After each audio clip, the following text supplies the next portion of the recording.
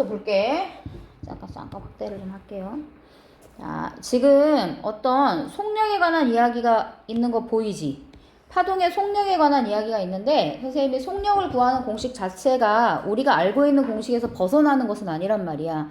그러니까 당연히 속력을 계산하는 공식은 시간분의, 한글로 쓸게, 시간분의 거리라는 기본적인 공식이 바뀌는 건 아니야. 그지? 하지만 파동에서는 시간을 시간이라고 부르지 않고 주기라는 말로 바꿔서 부른단 말이야. 그리고 거리라고 부르지 않고 우리는 얘를 파장이라고 불러. 그래서 공식으로 암기를 할 때는 t분의 람다 이렇게 외워. 또는 진동수라는 녀석 자체가 주기분의 1하고 비례하기 때문에 당연히 여기에 람다 곱하기 t분의 1이 있는 거랑 마찬가지죠, 이 녀석. 람다 곱하기 t분의 1 맞아? 그러니까 당연히 t분의 1 대신에 누구를 집어넣어도 괜찮다. v는 f 곱하기 람다다. 이때 f가 뭐야? f 뭐니? 진동수. 람다가 파장. 그러니까 진동수 곱하기 파장도 괜찮아요. 한번 해볼게. 여기서 중요한 말이 있다. 1초에 2회. 이게 바로 무엇을 나타내는 멘트냐면 진동수를 가르쳐준 멘트야. 진동수란 말 자체가 1초에 몇 번 흔들리는지를 말하는 게 바로 진동수야.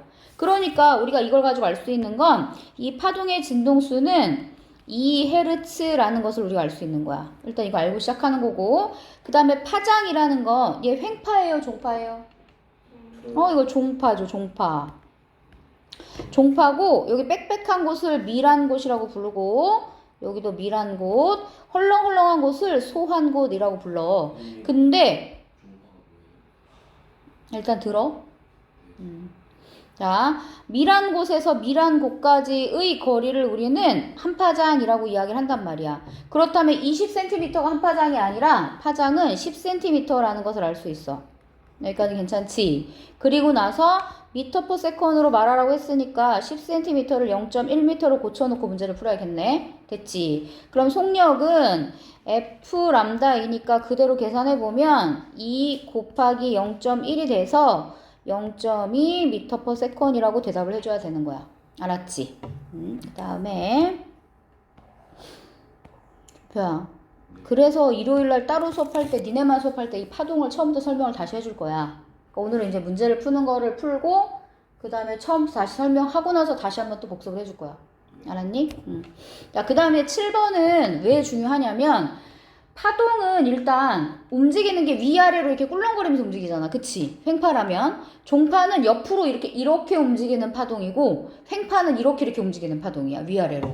그래서 매질은 실제로 움직인다 안 움직인다? 안 움직인다. 그러니까 만약에 자 어떤 매질이 현재 진동의 중심이 하나 있었다고 해봐. P가 여기 있었어. 그러면 이 매질은 두 가지 상황으로 움직일 수 있어. 자, 첫 번째 이렇게 올라가는 거 첫 번째. 이게 딱 얼만큼이냐면 4분의 1t가 지났을 때 딱 요만큼 올라갈 수 있고 또는 다시 내려와서 진동의 중심으로 내려올 때가 4분의 2t 또는 얘를 2분의 1t라고 부르기도 해. 그 다음에 다시 고린 지점으로 내려가는 게 여기가 4분의 3t. 그리고 나서 다시 제자리로 돌아오는 게 바로 4분의 4t여서 곧 얘가 1주기인 거야. 그러니까 매질은 정확하게 네 파트로 나누어서 움직여. 이 네 세트가 하나인 거야. 이해되지? 이런 게 왜 중요하냐면 오른쪽으로 움직이거나 왼쪽으로 움직일 때 정확하게 한 주기가 지났을 때를 가르쳐주지 않을 수도 있단 말이야. 어중간하게 4분의 1t가 지났을 때 시간이라든지 아니면 4분의 3t가 지났을 때 시간을 물어볼 수 있어. 그러니까 우리가 그리는 게 연습되어 있지 않는다면 절대로 풀지 못하는 문제가 7번이야. 자, 해볼게. 자, 그려보자 우리. 잘 봐. 그리고 그리는 요령은 이렇게야. 어디까지가 사실은 한 파장이냐면 파장으로 보면 여기서부터 여기까지가 한 파장이거든. 한 파장이야. 그렇다면 4개로 끊어보자. 4개로 끊으면 하나, 둘, 셋, 넷. 일단 이렇게 끊어놔. 끊어놔야 그리기가 용이하단 말이야. 그렇다면 지금 얘가 오른쪽으로 움직이고 있는 거 보이지? 플러스 X방향으로. 그지? 그럼 그려볼게. 현재 만약에 4분의 1t가 지났어. 4분의 1t가 지나면 그림이 어떻게 그려지냐면 이런 식으로 그려지겠지? 맞아? 그렇다면 P는 어디에 있어야 돼? 여기에 있어야 되는 거잖아. 몇 미터 위치에 있어? 0.1m 위치에 있지. 맞니? 그 다음에 또다시 4분의 1t가 지난 4분의 2t인 지점의 그림을 다시 그려볼게. 자, 그렇다면, 자, 한 칸 와서 4분의 1t면 다시 한 칸을 또 움직여. 그렇다면 얘가 그림이 이런 식으로 그려지겠지. 이런 식으로. 이해돼? 그렇다면 P는 어디에 내려가 있어? 여기 내려가 있는 거 보여? 여기 내려가 있지. 그러니까 4분의 2t가 지났을 땐 얘가 0인 위치에 있단 말이야. 0. 여기까지 이해되니? 자, 그 다음에 다시 또 4분의 1을 또 움직이게 해보자. 다시 4분의 1을 더 움직이면, 자, 한 칸 더 가는 거니까 이렇게 움직이는 거잖아. 맞지? 그럼 얘가 이렇게 그림이 그려지겠지. 그럼 이렇게 그려지겠네. 맞아요? 이렇게 그려지겠지. 그러면 P가 어디 위치에 내려가 있냐면 다시 고린 위치에 이렇게 내려가 있잖아. 맞아?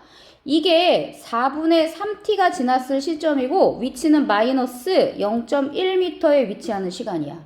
이해돼요? 근데 우리한테 뭐라 그랬냐면 3초 후에 마이너스 0.1m가 된대.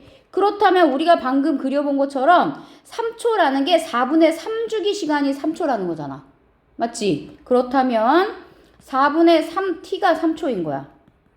그렇다면 t는 3 곱하기 3분의 4니까 몇 초인 거야? 4초인 거지. 이해돼요? 그래서 t 자체가 4초인 거야. 이게 주기야. 이해되지 무슨 말인지. 그래서 4분의 1씩 끊어서 그리는 게 연습이 되어 있지 않으면 이런 식의 문제가 나왔을 때 절대 못 푼다는 거야. 무슨 말인지 알겠어? 자, 그러면 자, 파장은 싹 지울게.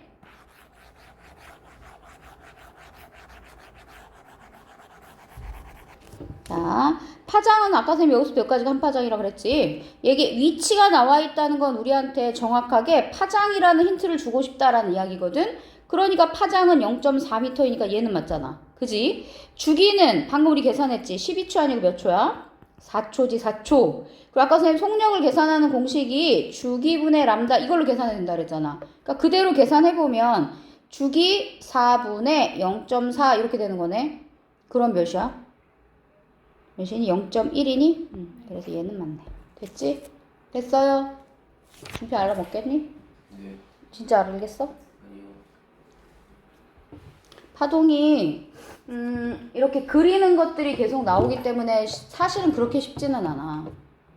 그래서 결석하거나 빠지거나 해서 건너뛰면 이제부터는 복귀가 좀 힘들어. 진짜로. 그러니까 될 수 있으면 빠지지 말아야 돼. 난 분명히 얘기했어. 알았지? 자, 빠지지 않고 꼼꼼하게 오면 적어도 우리가 끝 단원까지 그렇게 단원이 많지는 않단 말이야. 한 3번 정도는 그래도 빨리빨리 하면 3번 정도는 풀어볼 수 있거든. 이렇게 대감게 3번. 복습 3번 할 수 있어. 빨리빨리 하면. 자, 그 다음에 자, 봐봐. 그래서 답은 3번입니다. 그 다음 잘 봐. 이것도 그림은 엄청 복잡하잖아. 근데 굉장히 간단하게 풀 수 있어. 왜냐하면 속력을 계산하는 공식 자체가 주기분의 파장이잖아. 그지? 근데 얘가 보면 위치가 나와 있다는 건 이 그래프 자체가 파장을 가르쳐주는 그래프라는 거고 시간이 나와 있다는 건 얘가 주기를 가르쳐주는 그래프라는 거야. 그럼 선생님은 어떻게 얘를 접근을 할 거냐면 그냥 비례식으로 만들어서 문제를 풀 거야. 비례식이 아니라 비로. 그럼 일단은 첫 번째 그래프를 보고 람다 A 대 람다 B가 몇 대 몇인지 찾아볼게. 자, B는 여기까지가 한 파장이야. 근데 A는 여기까지가 한 파장이란 말이야. 정확히 2배 차이 나지. A가 1이고 B가 2라는 거 보이니? 1대 2지? 보여, 준표야? 그 다음에 두 번째 그래프를 가지고 우리가 TA 대 TB를 또 해볼게. TA는 어디까지냐면 여기까지야. 그리고 TB는 여기까지란 말이야. 봐라. 하나, 둘, 세 개가 B고 A는 하나, 둘이잖아. 3대 2지. 2대 3이지. 그래서 TA 대 TB는 A가 2칸 갈 때 B는 3칸을 가는 거야. 여기까지 괜찮아? 그럼 그대로 이제 속력 계산해보자. 자, 속력은 주기분의 파장이니까 VA, VB라고 놓고 VA는 2분의 1이야. VB는 3분의 1란 말이야. 이게 얘네들의 속력의 비율이거든? 그러니까 당연히 최소 공배수인 양변에 6을 우리가 곱한다면 얘는 3이 되고 얘는 4가 되는 상황이 발생을 해. 그래서 5번인 거야.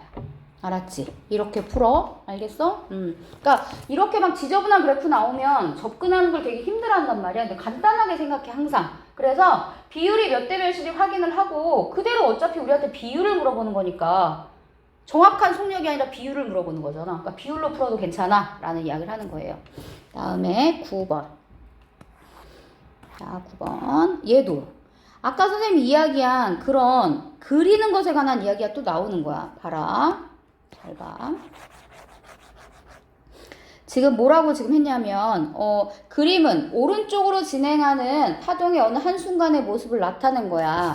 이 순간에 P에 위치해 있던 파동의 마루는 0.2초 후에 이만큼을 갔어. 4분의 1칸 딱 움직인 거지. 맞아? 아까 전에 어떻게 끊으라고 했냐면 자, 만약에 얘를 기준으로 여기까지가 한 파장이라면 끊는 방법은 하나, 둘, 셋, 네 칸으로 끊으라고 했어. 그치? 근데 정확히 마루 있던 애가 이렇게 움직인 건 4분의 1t를 움직였다는 이야기잖아. 맞지? 4분의 1t를 움직인 게 만약에 0.2초라면 t는 4를 곱한 0.8초라는 것을 우리가 알 수 있어요. 여기까지 괜찮아? 그래서 주기는 0.4초가 아니라 0.8초라고 대답을 해줘야 돼. 여기까지 괜찮지? 그 다음에 파장은 대놓고 가르쳐줬잖아. 여기서부터 여기까지가 한 파장이니까 8cm가 한 파장인 거잖아. 그지? 그러면 얘를 8cm를 미터로 고치면 0.08m잖아요. 됐죠? 그럼 속력 구하자. V는 0.8분의 0.08이야. 이렇게니까 10분의 1이네. 몇이야? 0.1이지. 그럼 얘는 맞고. 여기까지는 괜찮아요? 지금 이 P가 이렇게 움직인 것처럼 표시를 한 건 마루가 이렇게 움직였어라는 표현이지 P라는 매질이 이렇게 움직였다는 이야기는 아니야. 매질은 절대 왼쪽 오른쪽으로 움직이지 않아. 그지? 어떻게 움직여? 위아래로. 근데 만약에 얘가 현재 오른쪽으로 움직이는 파동이니까 친절하게 점선으로 그려놓은 거 보이지? P가 현재 마루 위치에 있지만 점선 보면 여기로 떨어져 있잖아. 위로, 그러니까 오른쪽으로 가야 돼? 아래로 가야 돼? 얘는 아래쪽으로 움직이는 상황이야. 그래서 디귿은 틀린 말이야. 알았지? 오른쪽이 아니라 아래쪽입니다. 알겠어요? 매질은 절대 좌우로 움직이지 않아. 위아래로만 움직여. 4세트로 끊어서. 그래서 답은 2번이에요. 그 다음에 10번. 잘 봐. 지금 이게 이제 무엇에 관한 표현이냐면 서로 다른 매질을 통과하는 거야 라는 표현인데 지금 만약에 파동을 여기서 발생시켰다면 이 발생시킨 파동이 매질 1을 지나서 매질 2를 지나가고 있는 거야. 그렇다면 우리가 이 시작하는 이 지점을 우리가 뭐라고 표현하냐면 파1이라고 표현을 한단 말이야. 파1이 바뀌지 않는 이상 절대로 변하지 않는 게 있어. 뭐지? 진동수. 그래서 파1이 바뀌지 않는 상황에서 실험을 한다면 진동수라는 것은 절대로 불변이야. 이거는 불변이야. 알았지? 변하지 않아. 그렇다면 속력을 계산하는 공식 자체가 F 곱하기 람다잖아요. 그치? 그런데 얘가 일정하단 말이야. 얘 일정해. 일정하다 하면 당연히 파장이 길어지면 속력도 빨라져 라는 개념을 기억해야 돼. 그치? 그럼 봐봐. 얘가 파장이 얘는 이만큼이고 얘의 파장은 이만큼이야. 누구의 파장이 더 길어? 1의 파장이 더 길지. 그러니까 속력은 누가 더 빨라? 1. 그리고 입사각은 누가 더 커? 1이 더 커야 돼. 자, 얘를 지금 얘는 일자로 되어 있어서 니네가 잘 그림이 보이지 않으니까 얘를 선생님이 그냥 예시로 그림을 그려볼게. 자, 두 개의 매질이 이렇게 있다고 해보자. 얘가 1, 얘가 2야. 이럴 때 법선을 하나 그려놓고 이런 식으로 표현이 되어 있는 거야. 만약 얘를 입사를 시킬 때 하나는 이렇게 들어가는 거야. 이렇게. 하나는 이렇게라고 해볼게. 자, 그러면 이 법선과 들어가는 것이 이루는 것을 우리는 입사각이라고 불러. 그리고 법선과 꺾이는 빛이 이루는 각을 굴절각이라고 부른단 말이야. 응? 그렇다면 지금 여기가 파1이니까 얘도 역시 F는 일정한 상태에서 실험을 하고 있는 거야. 그렇다면 들어가는 것의 각이 더 크잖아. 그지? 이럴 때가 훨씬 속력이 빠르고 파장도 길단 말이야. 얘도 역시 파장이 매질 1이 더 길다면 속력은 당연히 매질 1이 더 빠른 거고 각도도 훨씬 큰 거야. 이해되지? 자, 그럼 해볼게. 선생님이 가르쳐준 굴절률에 관한 이야기를 해보자. 선생님 무엇무엇의 대안이 분모라 그랬어? 분자라 그랬어? 분모. 그럼 얘는 n1분의 n2라고 이야기를 해. 근데 선생님이 굴절률과 파장은 뒤집어진다 아니면 그대로다? 뒤집어져. 역수로 하자. 그럼 n1에 해당하는 파장이 분자로 올라가야 돼. n2에 해당하는 파장이 분모로 내려가야 돼. 그럼 n2분의 n1인 거야. 그지? n2분의 n1. 그러면 여기는 n2분의 n, 아니, 람다 2분의 람다 1이라고 우리가 이야기를 해야 되고, 그 다음에 입사각이 크다. 굴절각이 크다? 입사각이 더 크다. 그래서 2번이 답인 거야. 알았지? 헷갈리면 절대 안 돼. 그러니까 이렇게 해서 그냥 외워버려. 무조건 진동수가 일정한 상태에서 만약에 입사를 시킬 때 각이 크면 속력도 빨라. 파장도 길어. 알았지? 대신 뭐만 반대야? 굴절률만 반대야. 각이 클수록 굴절률은 작잖아. 그지? 그래서 다 똑같이 비례인데 굴절률만 반대야를 머릿속에 계속 기억하고 있어야 돼. 아니면 진짜 헷갈릴 거란 말이야. 알았지? 각이 크면 굴절률은 작아. 각이 작아야 굴절률이 큰 거야. 각이 작다는 건 그만큼 확 꺾였다는 거잖아. 그지? 꺾이는 비율이 큰 것을 굴절률이 크다라고 이야기를 하는 거야. 알았죠? 쌤, 응? 그냥 궁금한 건데 응. 전 단원에서 파장이 크면 에너지가 작은 거였잖아요. 응. 파장이 커지면 속도가 커지면 에너지도 커지는 거 아니에요? 진동수가 일정하다니까? 진동수하고 에너지는 관련이 있잖아. 그지? 진동수와 관련 있는 거지. 그러니까 얘네는 뭐냐면 에너지는 일정한 거야. 일정한 건데 매질의 상태가 다르기 때문에 속력만 다른 거지. 그러니까 매질이 밀하거나 소하다라고 표현을 하거든. 밀한 거는 굉장히 촘촘한 매질이야. 밀도가 큰. 소하다는 표현은 밀도가 작다는 이야기거든. 그러니까 당연히 얘가 훨씬 밀도가 작은 매질이고 얘가 훨씬 밀도가 큰 매질이야. 그러니까 밀도가 크면 속력이 느려지거든. 그러니까 속력이 빠르다가 속력이 느려지는 거야. 얘가 소한 매질, 얘가 밀한 매질이야. 그럼 운동 에너지는 커지는 거예요? 아니, 그게 아니라 파동에서 에너지를 결정하는 건 그냥 진동수야. 그러니까 진동수가 에너지를 결정해. 결국 빛이 움직이는 거잖아. 빛을 운동 에너지라고 말해? 아니잖아. 그 운동 에너지라고 말하는 건 뭐냐면 나중에 우리가 두 번째 단어에서 빛과 물질의 이중성에 대해서 이야기할 건데 어떤 입자들만 에너지라고 이야기를 해. 근데 빛도 사실은 입자를 가지고 있긴 한데 빛 자체가 입자가 있는 게 아니라 빛이 비쳤을 때 그 빛 때문에 그 어떤 금속판이나 이런 거에서 전자를 바깥으로 탈출시키는 역할을 하거든, 빛이. 그럼 그 전자는 입자를 가져내니까 운동에너지라는 게 있어. 근데 빛 자체는 운동에너지라고 표현을 하지 않는 거야. 그냥 에너지라고 표현을 하는 거지. 에너지. 알았지? 그래서 일단은 진동수가 불변한 경우는 매질의 상태가 바뀔 때 라는 거를 절대 잊어버리면 안 돼. 이게 이제 기본 베이스로 머릿속에 진짜 새기듯이 박혀 있어야 돼. 매질이 달라질 때 일정한 건 진동수. 그 다음에 매질이 똑같을 때 일정한 건 속력. 그러니까 만약에 매질의 상태가 같을 때 속력이 일정하다면 진동수와 파장은 달라질 수 있다는 거잖아. 이해되지? 이해돼요? 처음에 어려울 거야.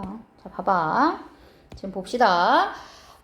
우리한테 진공에 대한 매질 A의 굴절률 그랬어. 선생님이 대한이라는 말이 붙은 게 분모로 내려간다 그랬지. 그렇다면 얘는 N 진공분의 준표 잘 들어. NA를 구하세요 이 소리거든. 근데 선생님이 굴절률은 사인 값이 반대로 뒤집어진다 그랬잖아. 그러니까 진공이 현재 45도인데 얘가 분자로 올라가야 돼. 사인 45도가 분자로 올라갈 거고 NA가 30도인데 얘가 분모로 내려갈 거야. 그리고 나서 숫자로 바꾸자. 사인 30은 2분의 1이고 사인 40은 2분의 루트 2예요. 그러면 약분되죠. 그럼 굴절률은 몇이라고 대답하면 돼? 루트 2라고 대답하면 됩니다. 알았죠? 여기까지는 괜찮아? 그리고 나서 매질 A에서 그림을 봐야 돼서 읽을게. 매질 A에서 빛의 진동수와 속력 및 파장의 변화에 대한 설명으로 옳은 것만을 보기 위해서 있는 대로 보는 것은 당연히 빛의 진동수는 변해 안 변해? 안 변하지. 그러니까 기억은 맞는 말이지. 그러니까 진공이나 매질 A나 진동수는 일정해. 왜? 파원이 여긴데 파원이 변하지 않은 채로 그냥 빛이 입사만 하고 있는 상황이잖아. 다른 매질로. 그지? 그러니까 기억 맞고 빛의 속력은 자 봐봐. 만약에 굴절률이 이렇다면 실제 속력 계산해보자. V A 대 V 진공이야.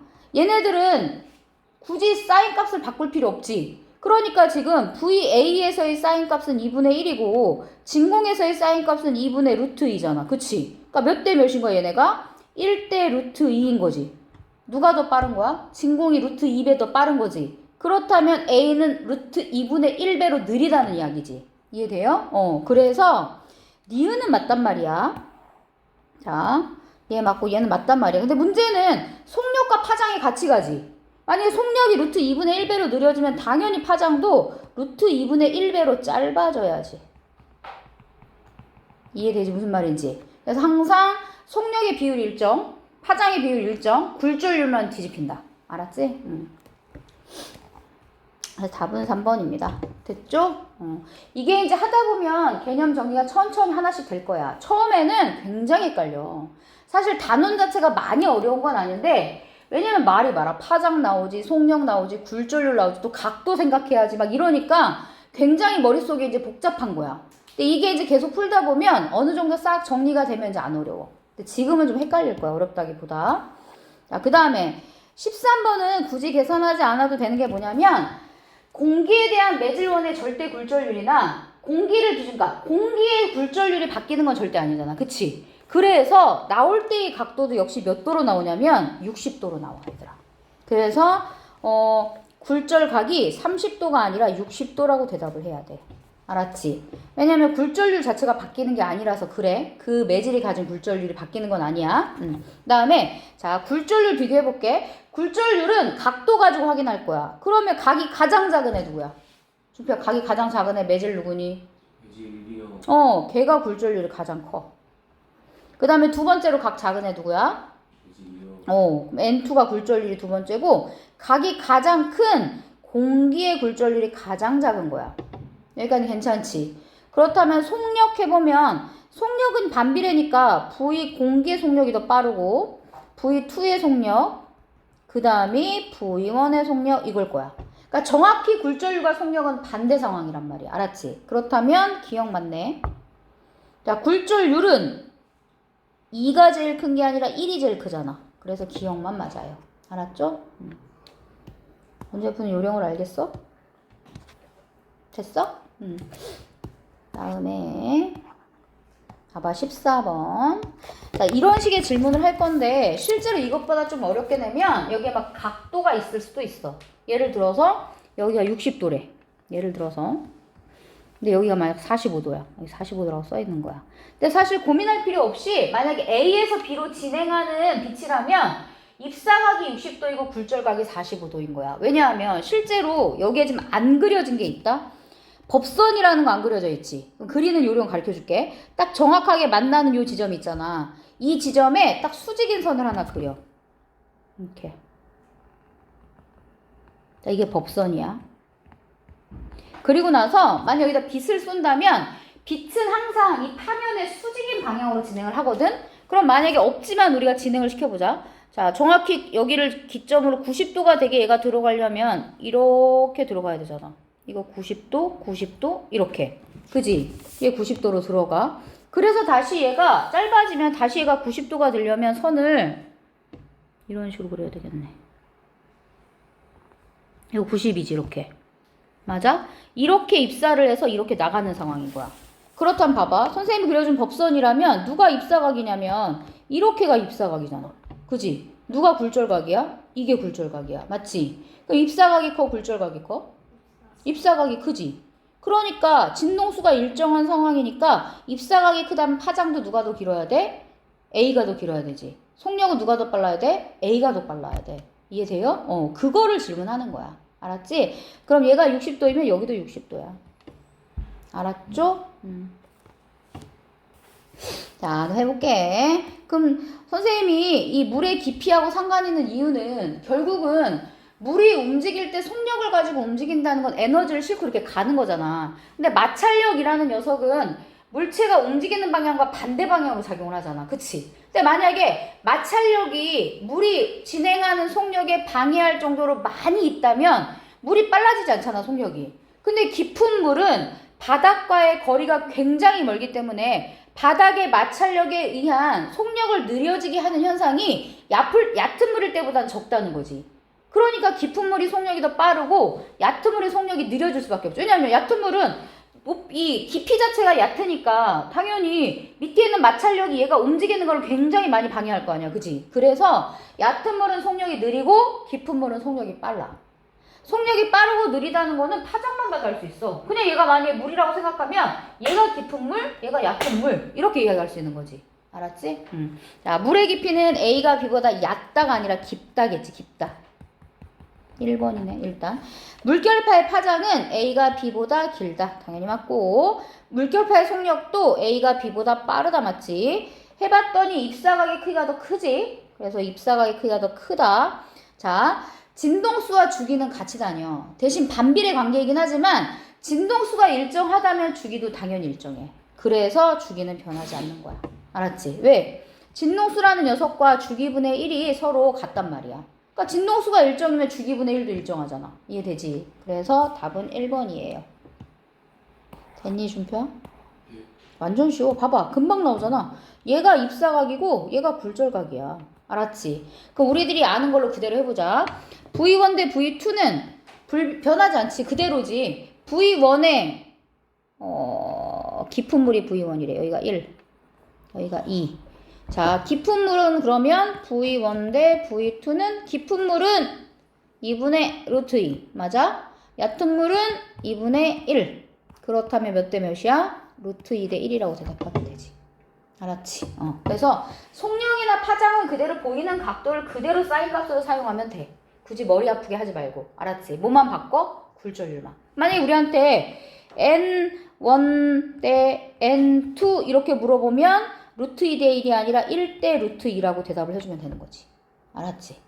뒤집으면 된다. 그 다음에 16번. 봐봐. 지금 이게 이제 어떤 실험이냐면 실제 실험 장치가 이렇게 생겼거든? 이게 파동 발생기야. 그러니까 여기서 파동을 발생시키면 요 밑에 물이 들어있는 밑에 판이 유리판이야. 유리판이고 이 밑에 스크린이 있는 거야. 그러면 당연히 물은 이렇게 움직이잖아. 그럼 만약에 빛하고 가까워지면 밝은 빛이고 빛하고 멀어지면 좀 어두운 빛이 되겠지. 그래서 마루로 올라올 때가 밝은 빛인 거야. 그 다음에 골로 떨어질 때가 어두워지고 다시 마루로 올라오면 밝은색? 이런 거야. 그러니까 지금 저 그림 자체가 뭐냐면 같은 위상을 묶어놓은 거지. 자, 마루, 그 다음 마루 이런 식으로 돼 있는 애를 연결해서 그려진 그림이야 라고 생각하면 돼. 이해되지? 그러니까 당연히 위쪽에 빛이 가까우면 빛이 가까우니까 밝잖아. 그지? 밑으로 쑥 내려가면 멀어지니까 어두워지겠지. 그러면서 저렇게 간격 무늬가 만들어지는 거야. 이해돼요? 그런데 이제 실험을 이렇게 되면 물의 깊이가 다 똑같으니까 깊은 물과 얕은 물의 실험을 할 수가 없잖아. 그래서 중간에 보조장치를 끼우는데 그 보조장치가 바로 이 유리판이야. 그러면 유리판이 있는 부분은 물 높이가 분할이 되니까 얕은 물이라 돼버리는 거지. 이해돼요? 그래서 깊은 물에서 얕은 물로 진행을 할 때 얘가 그림을 어떻게 그려야 되는지 물어보는 거야. 그러면 되게 간단해. 만약에 봐라. 일단은 어디 부분을 기점으로 그리면 되냐면 자 일단 법선 하나 그리자. 만약에 수직이면 얘가 이렇게 진행하겠죠. 여기가 끝나는 데니까 이렇게 진행해야 되잖아. 맞지? 이렇게 들어가야 되는 거 맞지? 항상 파면과 수직으로 진행을 해야 되니까. 자, 그리고 나서 얘가 꺾일 거야. 자, 수직이고 여기가 이런 식으로 꺾이겠네. 이런 식으로. 이렇게. 꺾인다. 이렇게. 알았지? 이렇게 그려놓으면 돼. 느려지는 쪽으로 꺾여. 이렇게 안으로 휘어서. 됐고. 자, 여기. 자, 이거는 우리가 일상생활에서 볼 수 있는 굴절 현상을 나타낸 거야. 지금 연필을 넣고 관찰했을 때 연필이 꺾여 보인단 말이야. 그러니까 만약에 눈에 보이는 빛이 직진한다면 이렇게 보여야 되잖아, 연필이. 이렇게 돼야 되지. 근데 저렇게 보이지 않고 꺾여 보인다는 건 빛이 굴절하고 있다는 것의 증거잖아. 그지? 그리고 물속이 느려지는 거야? 공기가 느려지는 거야? 속력은? 물속이 느리지. 선생님이 빛의 속력은 일단 진공 빼고 기체가 제일 빠르고 그 다음에 액체고 그 다음 고체야 라고 가르쳐줬고 소리는 반대라고 가르쳐줬지. 소리는 고체가 가장 빠르고 그 다음이 액체 그 다음이 기체야 이렇게 되는 거야. 그러면 지금 얘는 빛을 실험을 하는 거니까 지금 공기에서 물속에서 공기로 나올 때는 액체에서 기체로 나오는 상황이잖아. 그치? 그럼 속력 빨라져야 돼? 느려져야 돼? 빨라지는 게 맞지? 물에서 나오는 거니까 연필심에서 반사하는 빛은 직진하지 않지. 굴절돼서 보이는 거지. 그래서 틀렸어. 연필심은 실제 깊이는 눈에 보이는 것보다 위에 있을까 아래에 있을까? 그래서 왜 선생님 그때 그 어부 아저씨 이게 이제 실제 시험에 많이 나왔던 문제야. 자, 여기가 너무 뚝이 각졌는데 동그랗게 생겼다고 하자. 얘 뚝이야 뚝. 얘 물이야. 물고기 여기 있어. 잘 그리고 싶다. 물고기. 눈도 있어. 이 녀석 있단 말이야. 근데 아저씨가 여기서 서가지고 물고기를 본 거야. 근데 손에 작사를 하나 들고 있는 거야. 작사를 휙 던져갖고 이 물고기를 잡고 싶은 거지. 그렇다면 이 아저씨는 물고기가 보이는 것보다 어때? 더 아래쪽에 던져야겠지. 그러니까 이쪽으로 이렇게 던져야겠지. 이해돼요? 아래쪽으로 던져야 돼. 하지만 이 아저씨가 레이저 포인트로 장난친다고 물고기를 쏴. 그거 어디다 쏴야 돼? 물고기가 보이는 데다 쏴야 돼. 왜? 레이저 포인트 자체가 빛이기 때문에 알아서 꺾여서 들어가거든. 이해돼요? 그래서 만약에 사람의 눈으로 보고 만약에 물고기를 던지는 거잖아. 사람의 눈은 착시지 당연히. 그러니까 내가 착시 현상에 의해서 보이는 거니까 거기다 던지면 안 된다는 거야. 그것보다 아래로 던져야지. 알았죠? 그래서 기억만 맞아요. 됐어요? 그 다음에 잘 봐. 이거 저번에 한번 선생님 그려줬는데 한 번만 더 해보자. 이게 이제 볼록 렌즈와 오목 렌즈가 왜 도대체 모이고 퍼지는지의 원리인데 한 번만 이해하면 굳이 외우지 않아도 돼. 잘 봐. 이제 항상 파면이 있어야지만 수직인 선을 그을 수 있으니까 선생님이 여기 가운데 부분에 파면 파면 이걸 하나 그릴게. 그럼 얘는 여기도 수직이고 여기도 수직이야. 꺾일 필요 있어 없어? 없지. 그래서 가운데는 직진하는 거야. 일단 여기 됐어? 그 다음에 다시 여기 위쪽 여기만 할게. 여기다 접선을 하나 그을게. 왜냐면 접선이 있어야지만 법선 그리기가 편하니까 법선 하나 그릴게. 이 선과 수직이 되도록 그리려면 이렇게 그려야 되잖아. 이거 수직 맞지? 이럴 때 누가 입사각이냐면 얘가 입사각이고 여기가 굴절각이야. 근데 렌즈라는 녀석의 재질은 유리란 말이에요. 그리고 공기잖아. 그렇다면 당연히 속력은 누가 빨라야 돼? 얘가 빨라야 되지. 그렇다면 각은 커져야 되니 작아져야 되니? 커져야 되지.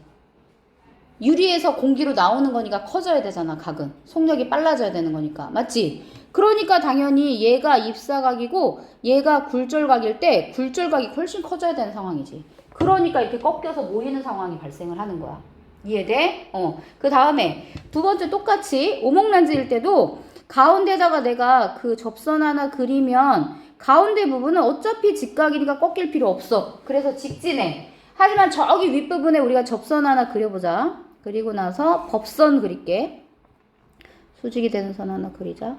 자, 직각이야. 자, 이럴 때는 누가 입사각이냐면 얘가 입사각이지. 얘가 굴절각이지. 얘도 역시 입사각이 커야 돼? 굴절각이 커야 돼? 굴절각. 그러니까 얘가 바깥으로 이렇게 휘어서 꺾일 수밖에 없는 거지.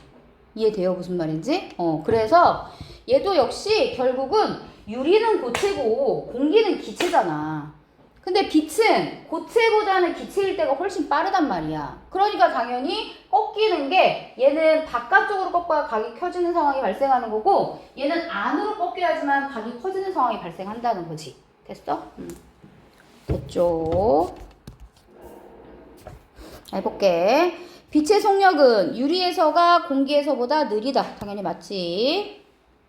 그 다음에 볼록 렌즈를 책에 가까이 대고 보면 글자가 크게 보인다. 맞아요. 오목 렌즈의 경우 빛이 공기에서 유리로야. 그렇다는 거는 기체에서 고체로 들어가고 있다는 거야. 그러면 굴절각이 입사각보다 크니? 더 작아져야 되는 거지. 그래서 얘는 틀렸어. 그래서 기억 니은만 맞아.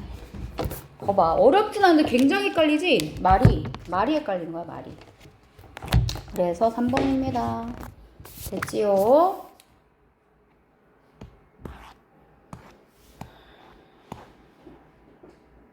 그 다음에 19번. 그림은 더운 여름날 전방에 아스팔트 도로가 물에 젖어 있는 것처럼 보이는 신기루를 나타낸 것이다. 이에 대한 설명. 지금 보면 지면의 온도가 더 높지. 그리고 저 상대적으로 저 하늘의 온도가 더 낮지. 맞아? 그러면 온도가 높으면 얘는 속력이 빠르단 말이야. 얘는 속력이 더 느리고. 응? 그렇다면 잘 봐. 온도가 높은 공기일수록 속력이 빠르면 각이 크지. 각이 크면 굴절률이 큰 거야, 작은 거야?